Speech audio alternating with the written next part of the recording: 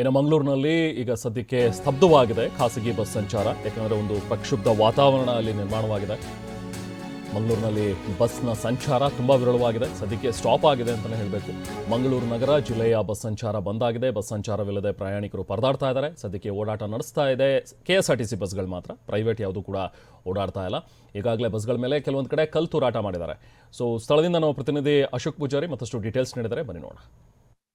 ಹಿಂದೂ ಸಂಘಟನೆ ಕಾರ್ಯಕರ್ತ ಸುಹಾಸ್ ಶೆಟ್ಟಿ ಹತ್ಯೆಯನ್ನು ಖಂಡಿಸಿ ಇವತ್ತು ಮಂಗಳೂರು ಬಂದ್ಗೆ ಹಿಂದೂ ಪರ ಸಂಘಟನೆಗಳು ಕರೆ ನೀಡಿರುವಂಥದ್ದು. ಈ ಹಿನ್ನೆಲೆಯಲ್ಲಿ ಸಂಪೂರ್ಣವಾಗಿ ಖಾಸಗಿ ಬಸ್ಗಳ ಸಂಚಾರ ಸ್ತಬ್ಧ ಆಗಿರುವಂಥದ್ದು. ನಾನೀಗ ಮಂಗಳೂರಿನ ಸ್ಟೇಟ್ ಬ್ಯಾಂಕ್ನಲ್ಲಿದ್ದೇನೆ. ನೀವು ಗಮನಿಸ್ಬೋದು, ಇದು ಮಂಗಳೂರಿನ ಸ್ಟೇಟ್ ಬ್ಯಾಂಕ್ನ ಖಾಸಗಿ ಬಸ್ ನಿಲ್ದಾಣ. ಗಮನಿಸ್ಬೋದು, ಇವತ್ತೆಲ್ಲ ಖಾಸಗಿ ಬಸ್ಗಳ ಸಂಚಾರ ಸಂಪೂರ್ಣವಾಗಿ ಸ್ತಬ್ಧ ಆಗಿರುವಂಥದ್ದು. ಪ್ರಮುಖವಾಗಿ ನಿನ್ನೆ ಹಿಂದೂ ಕಾರ್ಯಕರ್ತ ಸುಹಾಸ್ ಶೆಟ್ಟಿಯ ಹತ್ಯೆ ಆಗಿತ್ತು. ಈ ಹಿನ್ನೆಲೆಯಲ್ಲಿ ಆತ ಏನು ಹಿಂದೂ ಪರ ಸಂಘಟನೆಯಲ್ಲಿ ಗುರುತಿಸಿಕೊಂಡಿದ್ದ. ಈ ಹಿನ್ನೆಲೆಯಲ್ಲಿ ಹಿಂದೂ ಪರ ಸಂಘಟನೆ ಅಂದರೆ VHP ಬಜರಂಗ ದಳ ಇವತ್ತು ದಕ್ಷಿಣ ಕನ್ನಡ ಜಿಲ್ಲಾ ಬಂದ್ಗೆ ಕರೆ ಕೊಟ್ಟಿರುವಂಥದ್ದು. ಇವತ್ತು ಬೆಳಿಗ್ಗೆ 6 ಗಂಟೆಯಿಂದ ಸಂಜೆ 6 ಗಂಟೆವರೆಗೂ ಕೂಡ ಬಂದ್ ಮಾಡಬೇಕೆನ್ನುವಂಥ ನಿಟ್ಟಿನಲ್ಲಿ ಕರೆಯನ್ನು ನೀಡಿದೆ.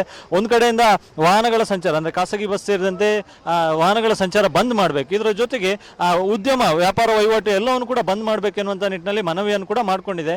ಈ ಹಿನ್ನೆಲೆಯಲ್ಲಿ ಇವತ್ತು ಖಾಸಗಿ ಬಸ್ಗಳು ಒಂದು ಕೂಡ ಓಡಾಡ್ತಿಲ್ಲ. ಪ್ರಮುಖವಾಗಿ ಮಂಗಳೂರು ಅಂದರೆ ದಕ್ಷಿಣ ಕನ್ನಡ ಜಿಲ್ಲೆಯ ಜೀವನಾಡಿ ಅಂತಲೇ ಕರೆಸ್ಕೊಂಡಿರ್ತಕ್ಕಂಥ ಈ ಖಾಸಗಿ ಬಸ್ ಸಂಚಾರ ಇವತ್ತು ಸಂಪೂರ್ಣವಾಗಿ ಸ್ತಬ್ಧ ಆಗಿರುವುದು ಮತ್ತು ಅಂಗಡಿ ಮುಂಗಟ್ಟುಗಳು ಕೂಡ ಬಂದ್ ಆಗಿದೆ. ಕೇವಲ ಹಾಲು ಮತ್ತು ಮೆಡಿಕಲ್ ಸೇರಿದಂತೆ ಅಗತ್ಯ ವಸ್ತುಗಳ ಅಂಗಡಿಗಳಿಂದ ಅದು ಮಾತ್ರ ತೆರೆದಿರುವಂಥದ್ದು. ಹೀಗಾಗಿ ಉಳಿದಂತೆ ಎಲ್ಲವೂ ಕೂಡ ಸಂಪೂರ್ಣವಾಗಿ ಸ್ತಬ್ಧ ಆಗಿರುವಂಥದ್ದು.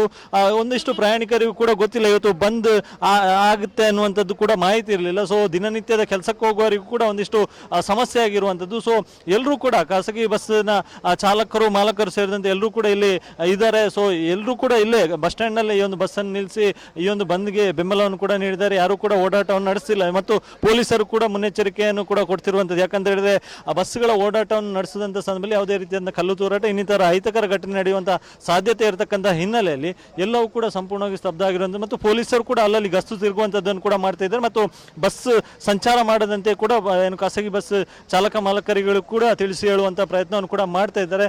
ಗಮನಿಸಬಹುದು, ಇಲ್ಲಿ ಪ್ರಮುಖವಾಗಿ ಜಿಲ್ಲೆಯ ಅಂದರೆ ನಗರದಲ್ಲಿ ಸಂಚರಿಸತಕ್ಕಂಥ ಖಾಸಗಿ ಬಸ್ಗಳಿರ್ಬೋದು ಮತ್ತು ಜಿಲ್ಲೆಯ ಹೊರಭಾಗಕ್ಕೆ ಅಂದರೆ ಉಡುಪಿ ಸೇರಿದಂತೆ ಭಟ್ಕಳ ಸೇರಿದಂತೆ ಮಣಿಪಾಲ್ ಸೇರಿದಂತೆ ಬೇರೆ ಬೇರೆ ಭಾಗಕ್ಕೆ ಸಂಚಾರವನ್ನು ನಡೆಸುವಂಥ ಎಲ್ಲ ಬಸ್ಗಳ ಸಂಚಾರವು ಕೂಡ ಇವತ್ತು ಬಂದ್ ಆಗಿರುವಂಥದ್ದು. ಹೀಗಾಗಿ ಎಲ್ಲರೂ ಕೂಡ ಇಲ್ಲೇ ಬಸ್ ಸ್ಟ್ಯಾಂಡ್ನಲ್ಲೇ ನಿಂತಿರುವಂಥದ್ದು. ಇನ್ನು ಸಾಕಷ್ಟು ಏನು ಪ್ರಯಾಣಿಕರು ಕೂಡ ಇದ್ದಾರೆ. ಇದರ ಜೊತೆಗೆ ಖಾಸಗಿ ಬಸ್ನ ಚಾಲಕರು ಕೂಡ ಮಾಲಕರು ಮತ್ತು ಕೂಡ ಅವರು ಕೂಡ ಇದ್ದಾರೆ. ಅವರು ಮಾತಾಡ್ತೇನೆ.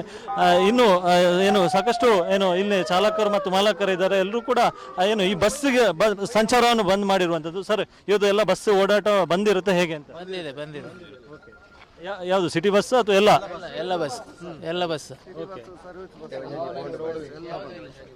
ಬಸ್ ಬಂದಿರ್ತದೆ. ಒಂದು ವೇಳೆ ಇವತ್ತು ನಿನ್ನೆ ಅವರಿಗೆ ಆಯ್ತು, ನಾಳೆ ನಮಗೆ ಹೋಗ್ತದೆ.